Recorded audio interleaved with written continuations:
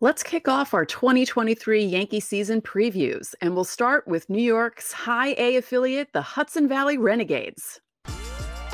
You are Locked On Yankees, your daily New York Yankees podcast. Part of the Locked On Podcast Network, your team every day. Welcome to Locked On Yankees. I'm your host, Stacey Gotsoulias. As always, Locked On Yankees is part of the Locked On Podcast Network, your team every day. I'd like to thank you for making us your first listen. This episode is brought to you by FanDuel Sportsbook, official sportsbook of Locked On. Make every moment more. Visit FanDuel.com/LockedOn today to get started. With me, as always, my producer, Steve Granado. Steve, what is going on today's show? Oh, we're going to chat with Joe Vasile, the broadcaster for the Hudson Valley Renegades. Has been there since last season. He's been in the Yankee system for 3 years now, I believe. 3 full seasons, going on his 4th, so he knows tons of stuff about the Yankees. And so we're going to get a look at the High A affiliate. We'll have some previews for the Somerset Patriots next week, as well as the Scranton Wilkes-Barre Rail Riders. And then, of course, we'll have a full Yankees preview a couple of days before opening day. But without further ado, let's jump to that great conversation we just had with Joe Vasile. Joe Vasile, Hudson Valley Renegades, joining us here today. I wanted to start this off super simple, Joe. Why is Jasson Dominguez not going to make it to the Major League roster this year? Because he's only played 22 games in Double-A. That's why. Now, this year, I'm not willing to say that he's not going to get up there in September. But to start, I don't see it. The one thing I noticed about Jasson, other than the fact that he's incredibly talented and amazing at playing baseball, is he can also be streaky. And right now he is in one of his hot streaks. And all of a sudden, sometimes you look at me and go, oh, he's won for his last 19. And I think they'd want him to have some of those streaks against higher level competition before moving him up to the big leagues. I mean, that's a thing, Steve, you know, that teams will say a lot, is they want to see how guys react to failure, not just necessarily how they go when things are going well, before they can feel comfortable moving them up to the next level. And that's probably how they feel there. And I think also defensively, there's probably a couple of things to clean up. I don't think Jason's ready to handle center field in Yankee Stadium just yet. Well, see, I just wanted to make sure somebody else was saying it, because Stacey and I have been screaming it for 2 weeks. And Locked On Yankees fans, and just Yankees fans, don't want to hear it. But right. Sorry, I just wanted somebody else to say it and be on the record. Look, and I love Jasson. Like, he was the best. Like, anything positive you could think about him, that was what I came away with, just having him around for the last month and a half of last year. I mean, it's kind of funny to go and read some of the things that were written about him before he came to us, and even in August, because he was a great teammate. He was a great personality to be around, and then just worked hard, and on the field, the talent is off the charts. And he's so young. I say it all the time. I mean, He just turned 20. Do you see a maturity about him already? In a certain way, yes, but in another way, he's very much an average 20-year-old kid. Like, he watches anime and does all the 20-year-old stuff, which is not to say that older people don't do that too, but he's very much got a lot of that youthful energy in it. But I think he also understands who he is in the scheme of baseball and in the scheme of the Yankees. And like, hey, you know, he is this big time prospect, and there's a lot of expectations on him. And I think he does a really good job at handling that and at approaching his everyday routine in a way that's going to make him successful, not only in the minor leagues for however long he's still in the minors, but in the majors as well. And that's something that's not always common of 19, 20-year-old players. Sometimes, you're like, I mean, this has been easy my whole life. I've been going through high school and things have been great. Or if they're coming from the Dominican, like Jasson, coming up as a kid, I got a big bonus at 16, hey, this is great. He's not like that at all. He's got a phenomenal work ethic and a good, like I said, awareness of the work that he has to put in and a great desire to do it, which is great to see as well. and it's something that really rubs off on his teammates. I remember when he came up, within like the first week, one of the other guys on the team, one of the pitchers, just turned to me and was like, it's amazing with all the hype and everything. He's just another guy on the roster. Like he's not any different than anyone else when he's in the clubhouse and around the team. He doesn't kind of carry himself with that attitude that he's special. But that's part of what makes him special, I think, as a player. He's got that talent and he's got the right everything else that's going to make him successful.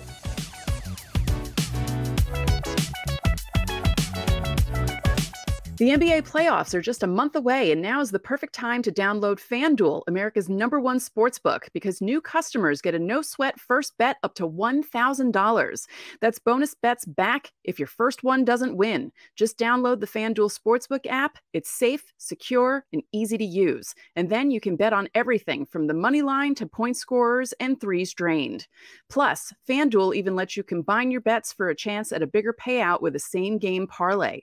So don't miss the chance to get your no-sweat first bet up to $1,000 in bonus bets when you go to FanDuel.com/lockedon. That's FanDuel.com/lockedon to learn more. Make every moment more with FanDuel, an official sports betting partner of the NBA.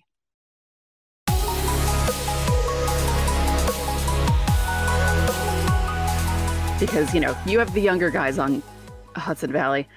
And the rosters aren't finalized yet, but we know that you have a good idea of some of the guys you'll see this season. So who are some of your most anticipated prospects making their way to Hudson Valley this season? That is a great question. I would love to be able to say for sure, I'm looking forward to XYZ. Just kind of gauging based on where guys ended last year. If he doesn't start with us, I'm assuming he'll be up soon, but Spencer Jones, really looking forward to seeing what he can do. And, I'm hopeful that the Yankees approach him like they did with Trey Sweeney last year, where they just start him with us on opening day and we get to see him throughout the course of the season. But, if they don't, they don't. But I'm really looking forward to seeing him. And then honestly, a lot of the pitchers outside of him, there's a couple of relievers here and there that I came up at the end of last year that I'm interested to see more of, because the Yankees just grow these guys who throw 97, 98, 99 out of the bullpen like crazy. Richard Fitz, I don't know if he starts with us or if he starts in AA this year, but he came up from Tampa at the end of last year and turned in 5 unbelievable starts at the end of last year. So I'm, again, hoping that he'll be back this year so I get to see him pitch more and how he develops. Last year was a big year for him with his fastball and his slider. But I know they've been working with him on trying to develop that third pitch to keep him a starter. So I think that's something that I'm looking forward to seeing early in the season. And then other than that, it's a lot of, this might be a boring answer, but a lot of the kind of, I don't want to say fringe guys, but like an Antonio Gomez, who had a lot of hype going into last year as a catcher, was okay in Tampa. He wasn't great. He wasn't terrible. Has fallen down the prospect rankings a little bit. From that, I'm interested to see him at some point, hopefully this season. I don't know if it's right away, but to see him at some point this season as well. And then, the guys like Drew Thorpe, and if Brendan Beck would make it to us at some point this season. Obviously, he missed all last year coming back from Tommy John surgery in 2021. But some of those guys I'm looking forward to seeing as well. See, Stacey, I knew what I was talking about. I picked Richard Fitz to be one of my spring training breakout potential guys. So there you go. See, I knew what I was talking about, at least a little bit. I know. I'm so excited when you guys say these names, and I'm like, I know these guys now, because I always joke about how I don't know as much about the minors as I should, but I'm getting better at it. So, sure. So Tampa had the rockiest season last year out of all the Yankee affiliates. So where do you think that puts the Renegades this season? That's a great question. Tampa finished strong last year in the second half. So hopefully that means that we'll start strong this year, because those guys like a Spencer Jones that we mentioned and couple of the pitchers, Fitz, Jack Neely, the other one, Bailey Dees, who kind of came up towards the end of last year. Even a Harold Cortillo who kind of came up. That was an intriguing pitcher. They'll hopefully be with us at the beginning of this year as well. So hopefully, we get some of that second half Tarpons magic to start the year this year. But that's one of those things you never know, because guys get good and then it's all right, up to Somerset with you. And then we just never see them again. That's what happened with us last year with Carson Coleman, who started with us for a month and then was an amazing reliever. And they're like, all right, high A is not a problem for you. So he went up to double A. And there was someone, I think, who started with us that ended up with Steve in Scranton last year. I forget who, but another kind of fast rising pitcher. And then, of course, we got a little bit decimated in the starting rotation at the trade deadline with TJ Sycamore. We all did. And Beckway being traded. I am preaching to the choir there, but yeah. So you never know how trades and things like that end up shaping the roster as well. Also, I'm interested in Caleb Durbin, who the Yankees got from the Braves in the Lucas Licky trade in December. He was a guy who came up to Rome, another team in our league, at the end of last year and played pretty well. And at least just trying to gauge the depth chart, he feels like a safe bet to probably start with us, and kind of an intriguing middle infielder with a little bit of power. Don't know too much about him other than that, but I'm interested to see, what he is as a player. Okay. I'm so happy that you brought up Bailey Dees and Jack Neely, because I was looking at the roster and I saw how tall those guys were, along with Daniel, is it Buys or Daniel Bees? Okay. Because just Daniel Bees and Bailey Dees. Okay. Yeah. They're two of them are 6'8" and one of them is 6'9". And when I saw that just jumped out to me on the roster. So we've got a good chance in March Madness with those three. We've got the best front court depth in the league. But I mean, and then you throw Spencer Jones, who's 6'7", into the mix. I mean, if the Yankees have a type, that's the thing. They have a type, and and this is going back years. They want big guys, especially pitchers. And I mean, they've got them. You just look at the draft class from last year. I mean, there's 6'5", 6'4", 6'7". There's just a bunch of big guys in the system. Yeah, it's funny. Joe, I wanted to ask you about high A ball. I know there's obviously been changes amongst the structure of minor league baseball over the last few years, namely getting rid of the lower levels, essentially, aside from the complex leagues. So what's the goal at the high A level now for developmental purposes? Like, how are coaches taking these guys' development now that they essentially have less time now in minor league baseball by the time they get to you?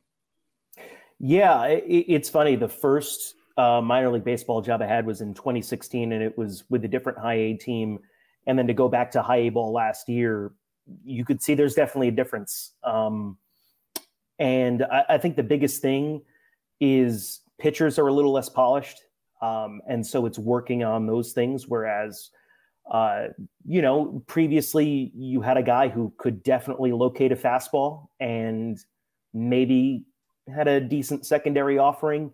There's guys with less refined secondary stuff now than there was in the past there. So I think there's probably a lot more emphasis, especially when it comes to the Yankees and all of their emphasis on sliders and cutters and everything else, on developing those secondary pitches, but not just the secondary, but the second pitch, kind of than there was before. Whereas, at least from what I noticed, and it's different organizations, different personnel and philosophies, but where it was more on refining some of the things that were already taught and just continuing to improve and kind of tinker around those edges.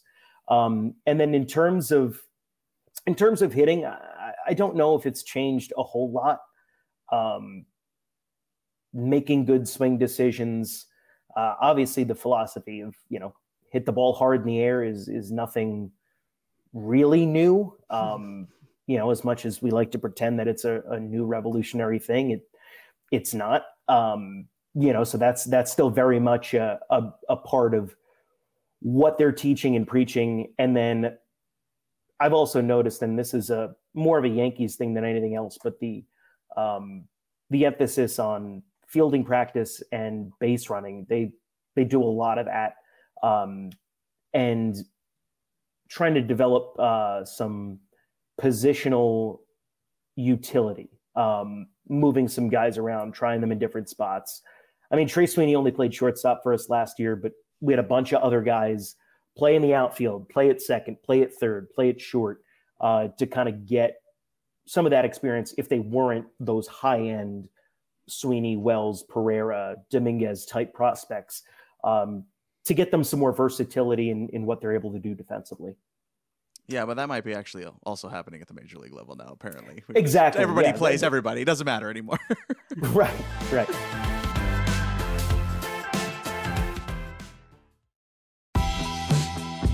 And it's also funny. We have artificial turf at our stadium, and so it's interesting to see the different ways that some of that gets approached when we're at home versus on the road when we're playing on some grass facilities, where they'll do some different strength and conditioning things on grass surfaces that they won't do at home. Speaking of the stadium, you guys have some upcoming promotions. You can tell Yankee fans what they have to look forward to if they're heading to see the Renegades this year. And I need to know this. Who came up with the Snooki promotion idea? So that was something that they've been trying to do for years. For those who don't know, September 8th is Snooki night with the Hudson Valley Renegades. Conveniently, we're playing the Jersey Shore Blue Claws. That was actually not on purpose. That was just when she was available. So we're doing a bobblehead of her, a special Snooki jersey presented by her store, the Snooki Shop, which has a couple locations, including one in Beacon, which is a town right next to us. Right. And she is from the Hudson Valley. She worked at the Renegades growing up before she was a Jersey Shore star. And so this is kind of our, paying tribute to a local girl done good, essentially. A local legend. No, really. But like someone really. who has gone and made it big and hasn't forgotten where she came from. And I say that as someone from New Jersey who, can never forgive her for being a New Yorker on Jersey Shore. But it was kind of the idea of a couple of different people. I will just go ahead and give credit to Rick Zolzer, though, our team vice president, who has been here since essentially day one, and also does like our on-field hosting and some PA stuff, is kind of a voice of the stadium type person. And he was someone who had kind of been pushing for it, and we finally were able to make it happen this year. And it's really exciting, but we've got a lot going on this year, but that's honestly, I'm looking forward to that one in a really big way. Joe Vasile, awesome. Where can the people find you? I am on Twitter at Joe Vasile PBP, Instagram, just Joe Vasile, and I'm like on my third time trying to make TikTok a thing. I failed the first two. We'll see if this works this time. But that's Joe Vasile also. Those are the three main places. Yeah, we'll leave you all the links for you in the episode description. Good Twitter follow for sure if you're looking for Hudson Valley content and keeping up with some prospects. Thanks for joining us today, man. No, thanks a lot. I appreciate you both.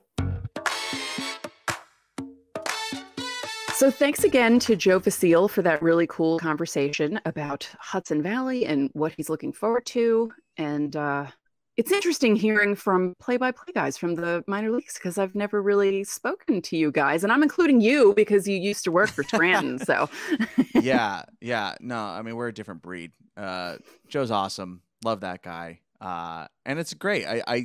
I have a soft spot for high A baseball. That's where I started my broadcasting and minor league career, was with the Rancho Cucamonga Quakes, then of the high A California League. So I always have a soft spot for high A baseball.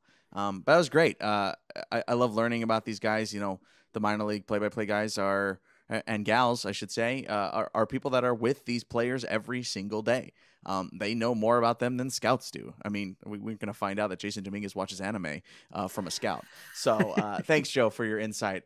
It's great. And we'll be chatting again with some more of the Yankees broadcasters throughout the minor system next week. So make sure to hit subscribe so you don't miss a moment of that. It's information you're not going to get anywhere else except for Locked On Yankees.